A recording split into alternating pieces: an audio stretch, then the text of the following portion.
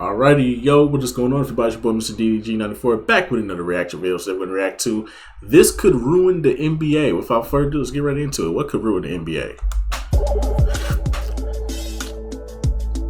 Seems like the NBA is fixing itself with the load management and the flopping rules.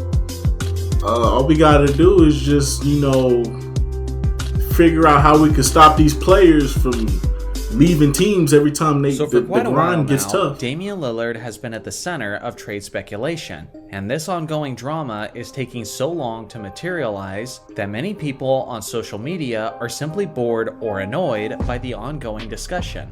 Now, at the time I'm writing this script, Lillard is still a Portland Trailblazer, as he will be. May or may not be a Blazer by the time this video is published. But either way, I think it's worth considering the massive ripple effect if Damian Lillard gets exactly what he wants. Now let me be clear, Damian Lillard is one of my most favorite players of all time, and this video isn't about me expressing my opinion about whether or not the Portland organization owes it to Lillard to trade him to his desired destination, but it's simply about the ramifications of that trade potentially going down. So as things stand, Lillard has a whopping 4 years left on his contract, thanks to him signing a Supermax extension a little over a year ago. Based on his contract, he'll be paid about $45 million this upcoming season, and then $48 million over the 24 to 25 He has no season. leverage. And then he'll be paid $58 million for the 25 to 26 season, and then $63 million for the 26 to 27 season. God damn! He does have a player option for that year. So at minimum, Lillard officially has another 3 seasons left on his contract. Now Lillard has made it abundantly clear that he's demanding to be traded specifically to the Miami Heat. And just several days ago, a report broke that if Lillard was traded to a team other than Miami, he would then immediately request to be traded from that team as well.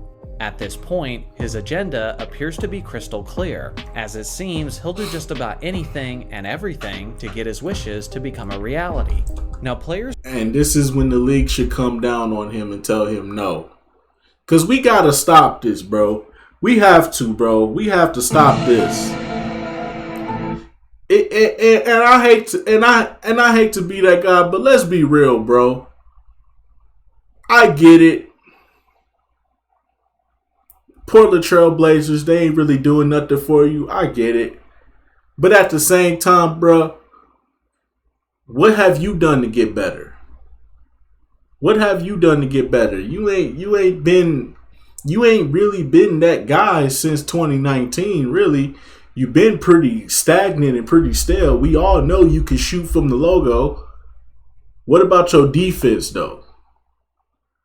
He hasn't improved on his defense. His playmaking is suspect as well. He makes bad reads at times. He doesn't see the floor because he's too willing to pull up from the fucking logo and pull a three like he Curry. And I get it, bruh. But another thing too that we also have to point out is this. We told you for the past 6 seasons to fucking leave. When LaMarcus Aldridge, Nicholas Batum, and all them other niggas left, we told you to leave, bruh. We told your stupid ass to leave. Nah, what you do? Nah, I'm gonna stay loyal. It ain't that many. Loyalty is something that just don't exist in the NBA no more. I'm gonna be one of the guys. I'm gonna earn it on my own. 2019, you make it to the conference finals. You get swept by the Warriors. We told you then, leave. CJ McCollum gets traded to the Pelicans. Leave. You still want to be on this goddamn team. We told you to leave. Now you stuck. That's on you, bruh. This nigga dumb, bruh. Forcing trades to specific destinations isn't anything We gotta new. stop this, bro. For example, I vividly remember the drama of Carmelo Anthony forcing his way out of Denver to the New York Knicks in 2011.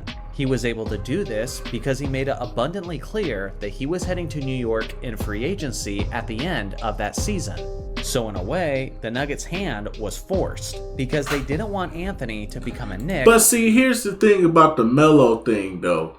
It worked out for the Nuggets because they actually still had a decent team after Melo left. Yes, they lost a star piece in Melo, but they still had a solid-ass team. You had Gallinari, Wilson Chandler. Who else did they have? They got a couple of good guys back, and their team was still solid. Without getting anything in return. Basically the same thing happened a year later with Dwight Howard, when he forced his way out of Orlando to become a Los Angeles. But see, here's the thing though. Dwight Howard got traded to the team he didn't want to go to. See, that's the thing. I hate these videos when you don't point out when you don't put context behind it. Yes, Dwight Howard wanted a trade out of Orlando, but he wanted to go to Brooklyn. They sent him to LA instead because that's where he didn't want to go. And look how it turned out for him in LA. It wasn't even a good experience for him because he knew that wasn't going to work. Laker. So like I said before, players forcing trades to specific destinations isn't anything You got to put context But behind what these is videos, new bro. is players forcing their way to specific locations with so much time left on their current contract.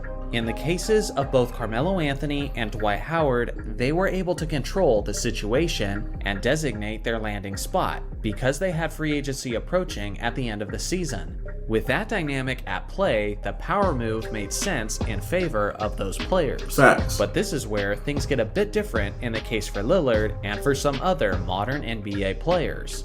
Just 1 year ago, Lillard signed a Supermax contract with the Blazers, which had many people believing that he was going to be a Blazer for life. And even ESPN described the situation by saying that Portland had locked up Lillard for another 5 years. Well, just over a year later, Portland fans are emotionally preparing themselves for the departure of their franchise legend. I remember when the league created the Supermax contract in 2017. And the intent of that contract was to keep players with their smaller market teams. It was a response to the player empowerment era, after LeBron created super teams in Miami and Cleveland, and when Kevin Durant did it with the Warriors in 2017. The intent was to discourage players from building super teams, and incentivize players to stay with the teams where their fan base was already established. I remember sitting in the car with my roommate when the Supermax contract became official, and we debated whether or not it would actually be the remedy for player-created super teams. Well, if this Lillard situation is any indication, it hasn't done jack, as it appears he's about to get his wish, regardless of the massive contract extension.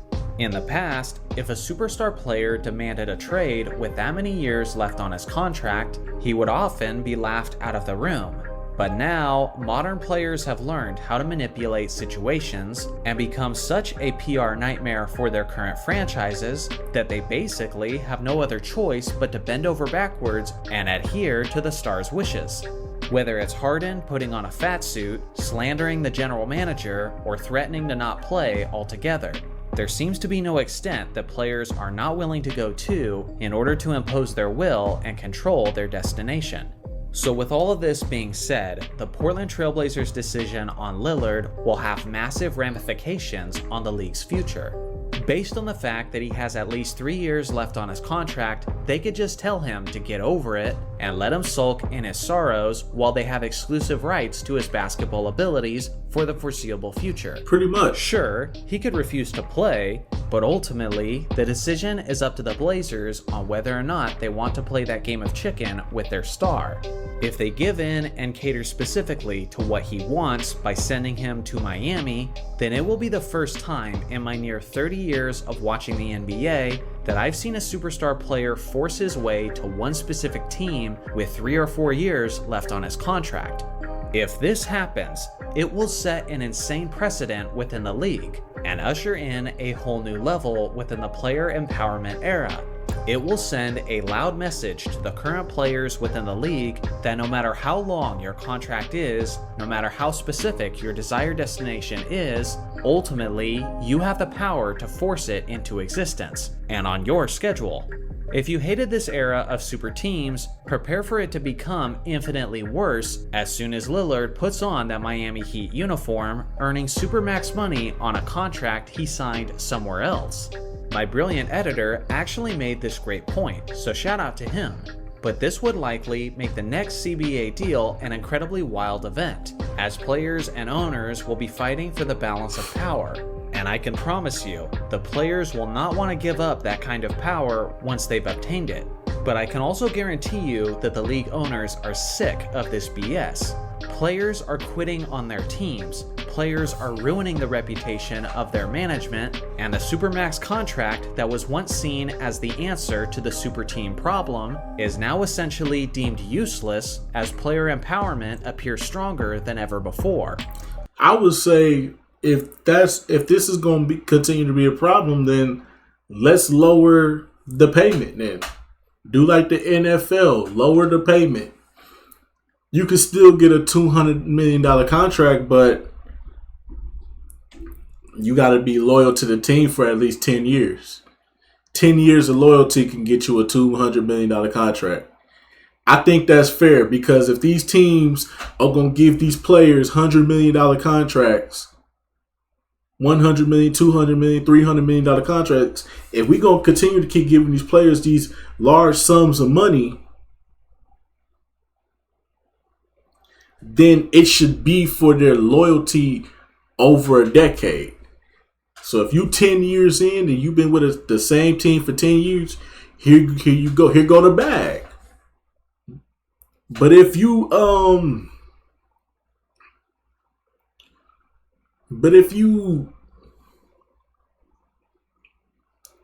get okay, so pretty much like a rookie extension, I feel like a rookie extension should go at least no more than I say 75 million. 75 million. 80 million if you're the first overall, if you're the top 3 pick. Top 3 picks get 80 million. 4 to 15, I would say give them a $70 million contract. Anything below top 15, even if you a stud, you should only get paid like 30 to 40 million max. And then your contract goes up gradually as time goes on. So by the time you get to that second contract, that second max contract, when it's time to negotiate contracts again, that should be around like your 9th, 10th year. So around that contract, now we can start giving you the big bucks because you've been around long enough. I don't think that these teams should be forced to pay these players $200, $300 million contracts, and they just gonna end up leaving anyway because they can't get the job done. It's on them. Like, I still look at it like, bro, with the Brooklyn Nets, bro, I only stand with Kyrie because of how they treated him. But with Kevin Durant, it's different because you couldn't get the job done. Kevin Durant couldn't get the job done. You were supposed to get past the Bucks. You were supposed to get past Boston. You failed. You failed. No matter how you look at it. We could talk about this nigga toe being on the line. It don't matter. You still failed. Boston, you got swept. You failed to lead a team to a championship, and we built this team around you. We gave you all this money. We even gave you an extension. And this is how you treat us? You want to trade because you can't handle the pressure of being the leader of a team? That's not fair, bro. That's not fair. I just feel like that's not fair.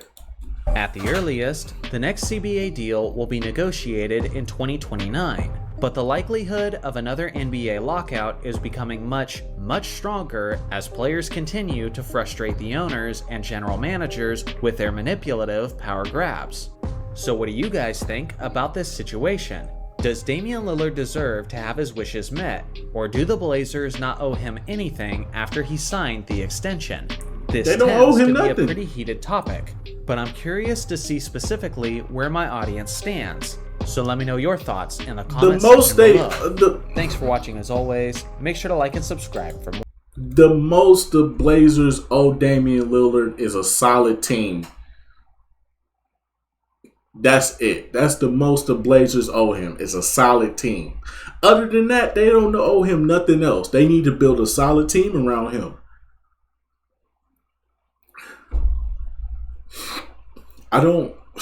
That's all you got to do is build a solid team around him and get the job done, and that's it.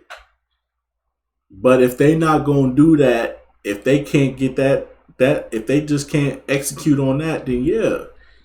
I understand him leaving, but at the same time, it's like, bro, we told you to do this. We told you to do this 5 years ago, bro. We told you to do this back in 2019. You did it to yourself. When you was in free agency, we told you, leave the Trailblazers. What you want to do? No, I'm going to stay loyal. I'm going to grind it out. What happened to being loyal and grinding it out now? Now it's a problem? After we done told you that they not finna build a team around you to win? Dummy. Come on, man.